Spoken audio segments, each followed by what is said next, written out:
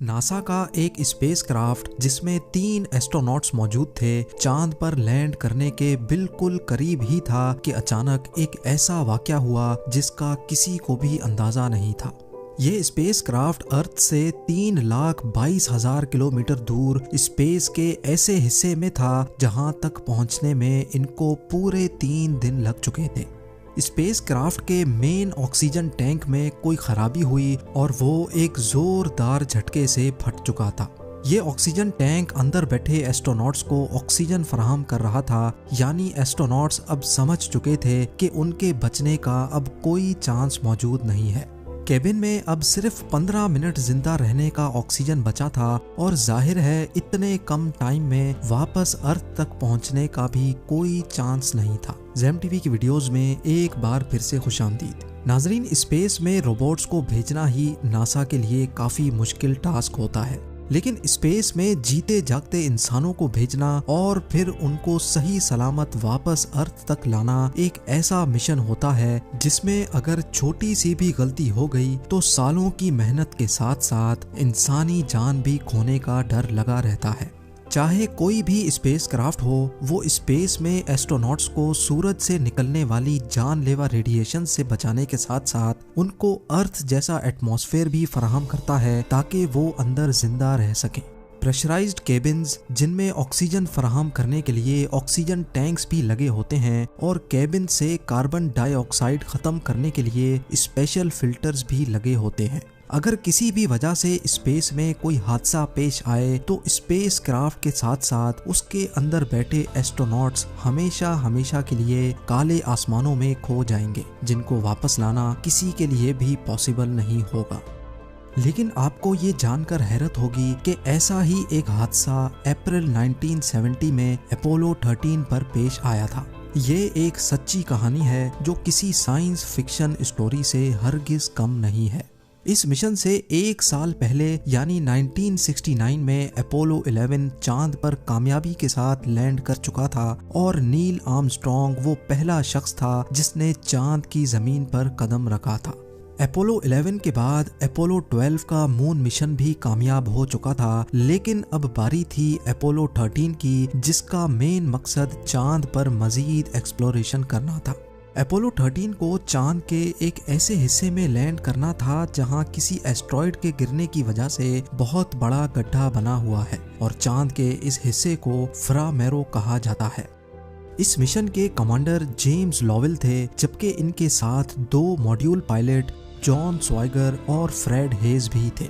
ये तीनों एस्ट्रोनॉट्स अर्थ पर अपनी फैमिलीज को छोड़कर अपोलो 13 मिशन के लिए रवाना हो गए। मिशन का आगाज 11 अप्रैल 1970 को फ्लोरिडा में वाक़े John F Kennedy space centre से हुआ। क्योंकि ये चांद पर इंसानों का कोई पहला ट्रिप नहीं था, इसी वजह से इसकी लाइव ब्रॉडकास्ट देखने में ज़्यादा लोग इंटरेस्टेड भी नहीं थे। इस स्पेस क्राफ्ट के 3 हिस्से थे, जिसमें कोन शेप का ये हिस्सा कमांड मॉड्यूल कहलाता था। ये कमांड मॉड्यूल वही जगह थी जहां तीनों एस्ट्रोनॉट्स को ज़्यादातर टाइम रहना था। दूसरा हिस्सा, जिसकी शक्ल स्पाइडर जैसी दिखती है, ये लूनर मॉड्यूल कहलाता था और इसका मेन मकसद चांद पर लैंड करना और वहां से एस्ट्रोनॉट्स को वापस लेकर जाना था। तीसरा और आखिरी हिस्सा ये सिलेंडर था जिसमें स्पेस क्राफ्ट का इंजन और ऑक्सीजन टैंक्स मौजूद थे और इसी वजह से इसको स्पेस क्राफ्ट का दिल भी कहा जाता है। अब प्लान ये था कि पहले ये पूरा स्पेस क्राफ्ट अर्थ के ऑर्बिट से निकलकर चांद के गिर्द चक्कर लगाएगा और तभी इनमें से 2 एस्ट्रोनॉट्स सही टाइम पर इस लूनर मॉड्यूल में बैठकर उसको स्पेस क्राफ्ट से अलग करेंगे और चांद पर लैंड कर जाएंगे। चांद पर सैंपल्स कलेक्ट करने के बाद लूनर मॉड्यूल इनको वापस चांद के ऑर्बिट में लेकर जाएगा, जहां वो वापस स्पेस क्राफ्ट से जा मिलेंगे और वापसी अर्थ की तरफ रवाना हो जाएंगे। लेकिन उनको क्या मालूम था कि चांद पर लैंड करना तो दूर की बात, बल्कि ये लोग एक ऐसे भयानक हादसे का शिकार होने जा रहे हैं जो कभी इनके सपने में भी नहीं आया होगा। इनको अर्थ से रवाना हुए 55 घंटे गुजर चुके थे। स्पेसक्राफ्ट अर्थ से 3,22,000 किलोमीटर दूर तेजी से चांद की तरफ रवाना था। इसी दौरान एक एस्ट्रोनॉट ने रूटीन के मुताबिक ऑक्सीजन टैंक का लेवल चेक करने के लिए जब बटन दबाया तो अचानक एक जोरदार झटका महसूस हुआ। ये झटका इतना शदीद था कि कमांड मॉड्यूल में बैठे दूसरे एस्ट्रोनॉट्स ने भी इसको महसूस किया।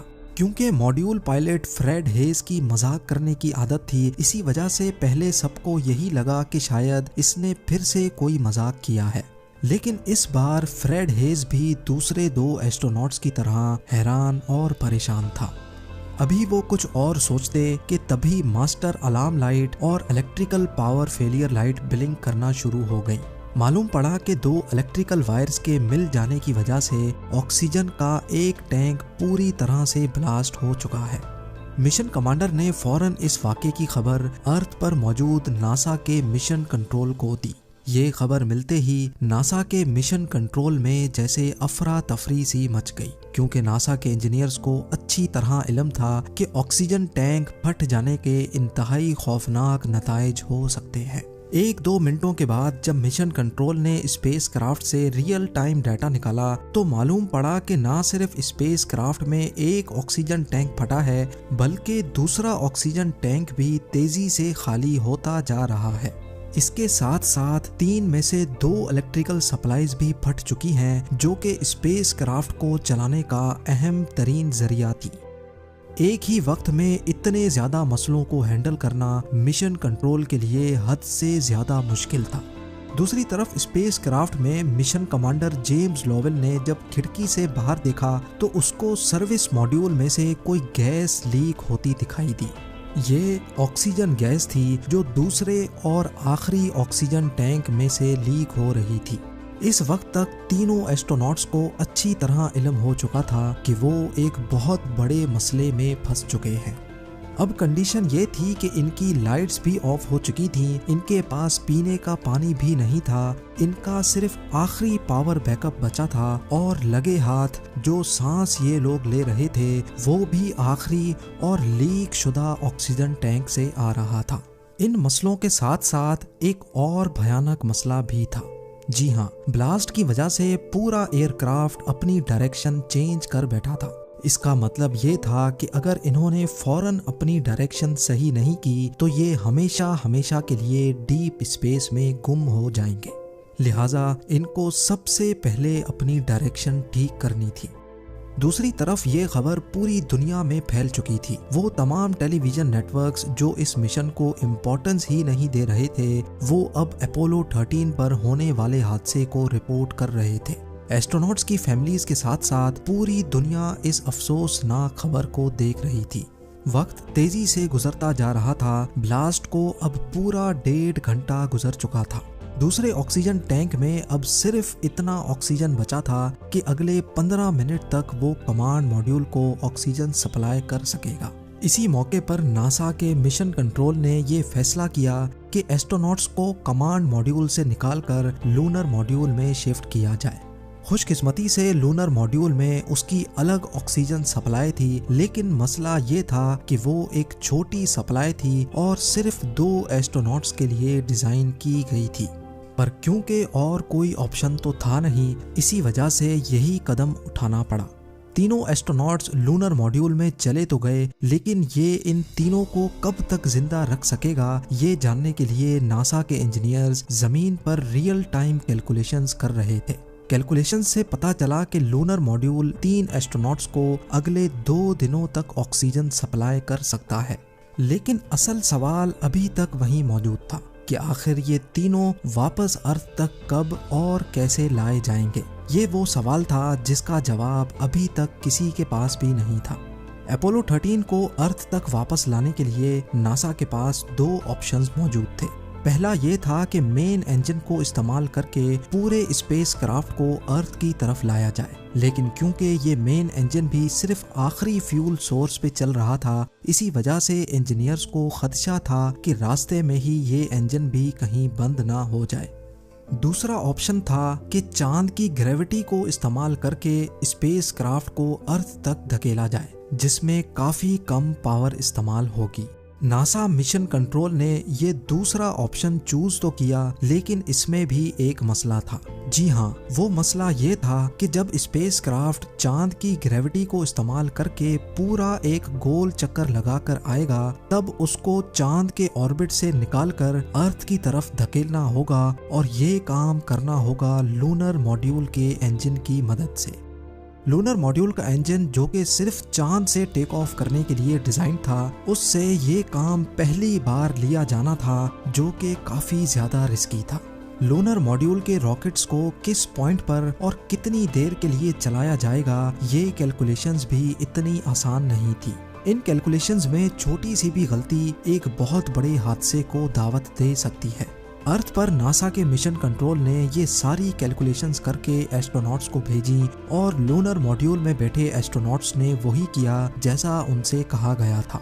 चांद के गिर्द चक्कर लगाने के बाद एक खास पॉइंट पर पहुंचकर उन्होंने 35 सेकंड तक रॉकेट बर्न किया, जिससे आखिरकार उनकी डायरेक्शन अर्थ की तरफ हो चुकी थी।